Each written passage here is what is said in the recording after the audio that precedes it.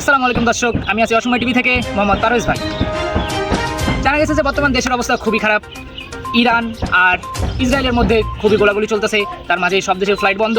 বর্তমানে বাংলাদেশের ফ্লাইট চালু করেছেন মোহাম্মদ তারেক জিয়া বলে জানিয়েছেন ওহান্না টিভি থেকে।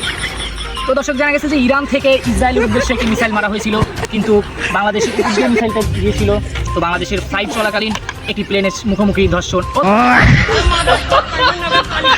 সংঘর্ষণ হয়ে প্লেনে থাকা 50 জনের মধ্যে 49 জনের কিছু হয়নি। জানা গেছে প্লেন বর্তমানে নাটোর সদরে ভর্তি আছে।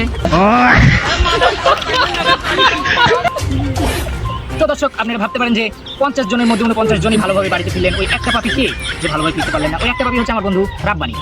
জানা গেছে যে প্লেনই 50টি প্যারাশুট ছিল, 49 জনই সুন্দরভাবে প্যারাশুট খুলে ল্যান্ডিং করতে পারছে। তো আমার বন্ধু রাব্বানি প্যারাশুটের সাথে ইগো দেখাতে গিয়ে তিনি ভালোভাবে ল্যান্ডিং করতে পারেনি। জানা গেছে যে তারেক জিয়া ছাদে পড়ে, বর্তমানে জানা গেছে তারেক জিয়া সঙ্গে করে তাকে ঢাকা মেডিকেলে ভর্তি করেছেন। এখন বলতে পারেন তারেক জিয়া কেন তার সঙ্গে? আমি ফার্স্টে বলছি তিনি পড়ছে তারেক জিয়ার ছাদে।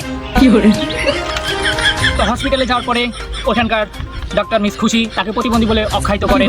তো এই খবরটি রাতারাতি ভাইরাল হয়ে তারেক জিয়ার কানে পৌঁছায়। তিনি বলেন যে তাকে আমি 1 সপ্তাহের মধ্যে প্রতিবন্ধী কার্ড দিব বলে তাকে খুশি প্রাপ্তি থাকতে বলেছেন। বিস্তারিত এখন বলার টাইম নাই, পরবর্তীকাল বিস্তারিত পরে বলবো।